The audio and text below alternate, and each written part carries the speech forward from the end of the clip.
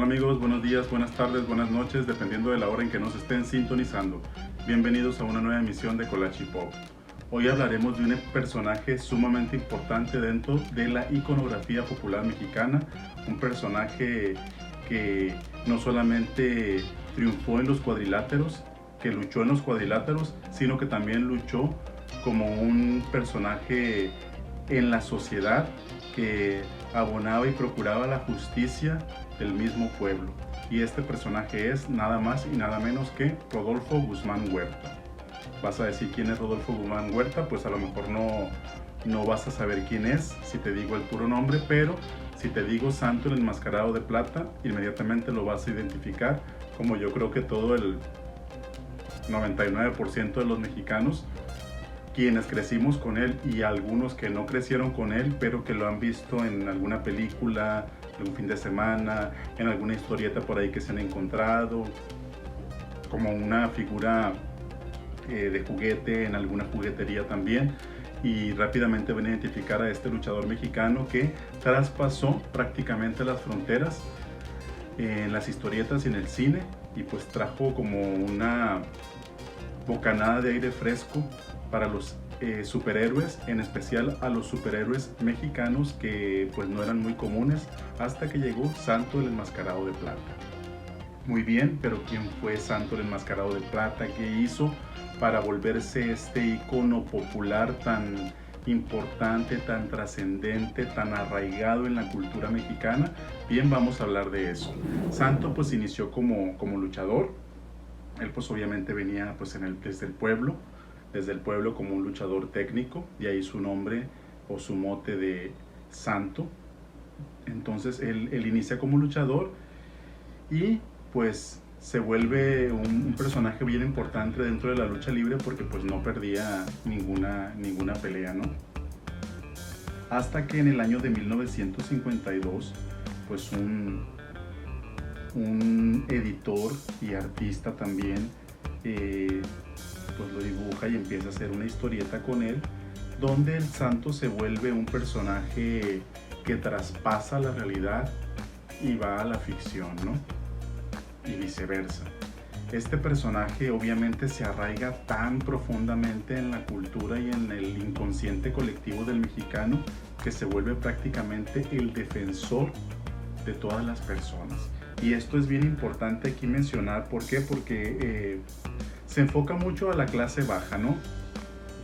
Y la clase baja en ese momento pues no tenía, digamos, mucho acceso a la educación, pero en la época del presidente Ávila Camacho pues digamos que se le dio un empuje a la educación, y esto hizo que las clases menos privilegiadas pues aprendieran a leer, cosa que anteriormente no había sucedido. Entonces al aprender a leer tuvieron un acceso más fácil a este tipo de historietas, que además de estar ilustradas pues también tenían diálogos, y las personas pues empiezan a tener esta empatía con el personaje del Santo, que ya la tenían anteriormente en el ring, pero ahora ya en una historieta como un héroe, como un superhéroe, y esto pues detona completamente al Santo como figura icónica dentro de la cultura popular mexicana. ¿Por qué? Porque el Santo aquí ya no solamente se enfrenta a un luchador común como él, sino se enfrenta a monstruos, se enfrenta a vampiros, se enfrenta a extraterrestres, etcétera, etcétera, y esto pues ya lo vuelve todo un personaje prácticamente sobrehumano.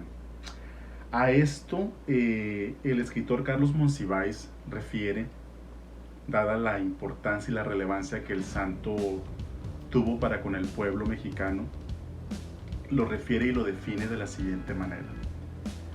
Dice que el Santo fue el rito de la pobreza, de los consuelos peleoneros, dentro del gran desconsuelo que es la vida. La mezcla exacta de tragedia clásica, circo, deporte olímpico, comedia, teatro de variedad y catarsis laboral.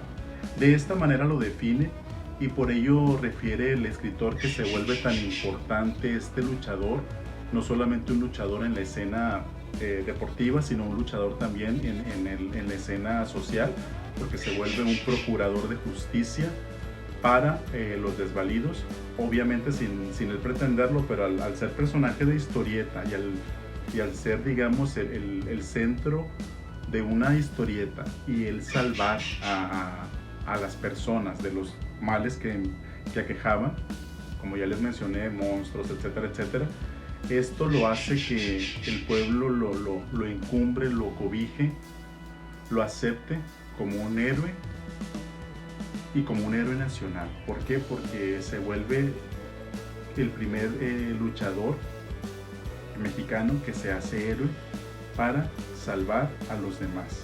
Cosa que pues es un precedente, porque había pues Superman, todos estos héroes o superhéroes extranjeros, pero no teníamos un héroe nacional, y esto es lo que se vuelve el santo, el enmascarado de plata. Por si esto fuera poco, a finales de los años 50, otro luchador que también se desempeñaba como actor en ese entonces, invita a Guzmán a participar en una película. Y esto obviamente, como ya le había gustado los reflectores a Guzmán, todo lo que esto conllevaba para generarle más empatía con el pueblo, pues acepta y lo lleva a filmar sus dos primeras películas, que fueron Santo contra el cerebro del mal y Santo contra los hombres infernales, dirigidas ambas películas por el director Joselito Rodríguez. Estas películas, pese a haber sido realizadas pues de manera prácticamente artesanal, con un muy bajo presupuesto, y pues obviamente enfocadas a que la figura del enmascarado de plata se luciera, fueron un enorme éxito en taquilla. Y esto pues obviamente lleva a que Santo, pues además de esas dos películas, realice otras 50 más en toda su carrera, lo que da una suma de 52 películas que lo catapultaron prácticamente pues mucho más allá de donde ya se encontraba. Obviamente los argumentos, la tónica de estos filmes pues era pues el luchador que viene y que rescata y que salva de científicos locos, de criaturas sobrenaturales, de monstruos, etcétera, etcétera. Y obviamente, aunque ahorita a la distancia veamos estos filmes y puedan de alguna manera hasta parecer irrisorios o pueda parecer absurda la trama, en su momento, y yo recuerdo cuando era niño, los veía, y sí, cuando veía Santo contra los vampiros y que los monstruos, sí me generaban esa especie de temor, ¿no? Pero viéndolo a la distancia, pues sí, era un filme pues artesanalmente realizado, con las limitaciones que se tenían en esa época, sobre todo económicas, y que pese a eso mostraron a un santo que pues pudo vencer al mal y se colocó como el superhéroe por excelencia mexicano. Tan relevante se vuelve la figura del santo dentro de las películas de acción, de estas películas en las que él se enfrentaba a todos estos seres, que su cine trasciende las fronteras de nuestro país y llega hasta Europa, donde se vuelve prácticamente un cine de culto. Dentro de algunos circuitos fílmicos en Europa, pues se le considera de culto, como una especie de cine alternativo, en el cual pues hay un nicho, un mercado específico que todavía le dedica su espacio a estas películas, ¿no? Por absurdo que pudiera parecer a lo mejor a algunos mexicanos, pues así es. Y estas películas se vuelven pues objeto de culto. Tan así, tan relevante se vuelve el santo, que en los años recientes, en la película de Disney Pixar, Coco, hay una escena breve en la que aparece el santo el enmascarado de plata, porque un guardia le pide un autógrafo, porque se entusiasma de encontrárselo y le pide un autógrafo, y pues esto lleva o catapulta a que también el santo sea conocido en latitudes que no había sido conocido hasta este momento. En toda su época como luchador, no hubo un solo momento en que al santo se le quitara la máscara o que fuera vencido y de esta manera él perdiera su máscara, como era la costumbre. Sin embargo, en 1982 el santo se presenta en el programa de Jacobo Zabludowski, Contrapunto, y en este programa el periodista logra lo que no había logrado nadie más, que Santo pues se retire la máscara, o al menos parte de la máscara. Y pues ya la gente como tiene una idea o conoce quién era este personaje. Curiosamente, 10 días después de este acontecimiento, pues el santo fallece, ¿no?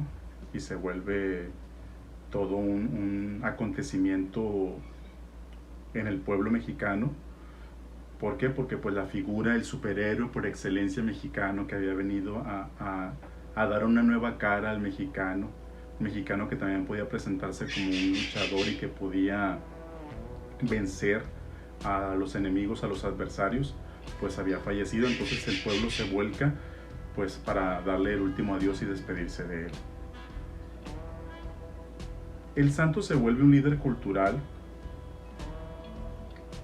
que redefine en sí un México icónico, ¿no? Y esto simboliza o representa la transición de lo local a lo global.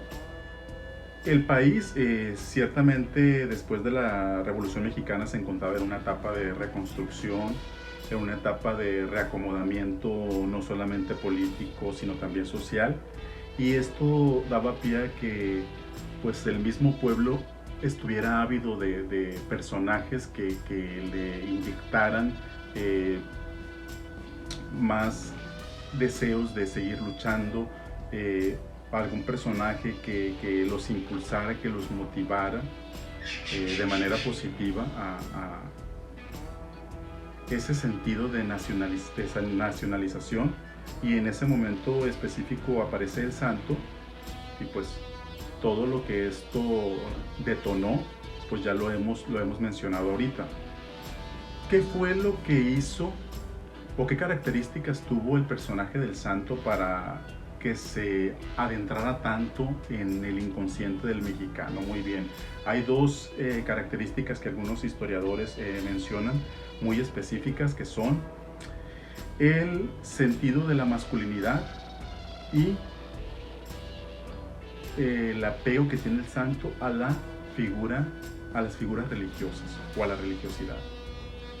En cuanto a la masculinidad, pues obviamente esto hace que el mexicano promedio se identifique con él por lo que él representa, la fuerza, el ideal de lo que es un macho, ¿no?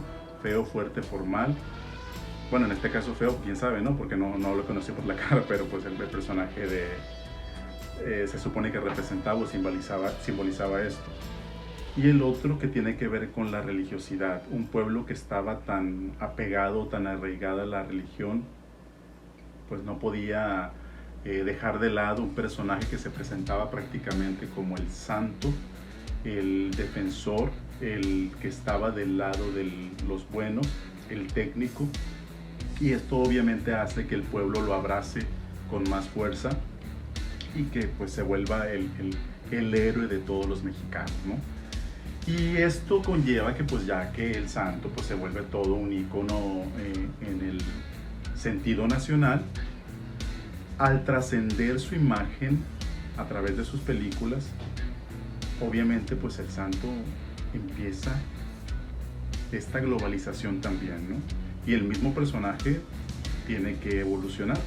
Entonces, de ser un personaje que solamente se enfrentaba, en este caso por ejemplo, a las momias de Guanajuato o a, no sé, algún científico loco mexicano, ya trasciende esto y pues ya empieza a enfrentarse a extraterrestres, a vampiros que venían de otras dimensiones, de otras tierras, etcétera, etcétera. ¿Por qué? Porque se le quiso enfocar o dar un sentido más global a su figura y a su imagen. El santo, que solamente aparecía con una capa y llegaba de repente y empezaba a luchar contra los malos, de repente ya aparece en su convertible, trae aparatos tecnológicos para su época y en su momento avanzados, tiene su departamento de lujo, etcétera, etcétera, que eso lo vuelve una especie de James Bond a la mexicana, en este caso como luchador, que hacen que su imagen se haga más sofisticada y atractiva, no solamente para el pueblo, sino también para otras élites que también lo ven con buenos ojos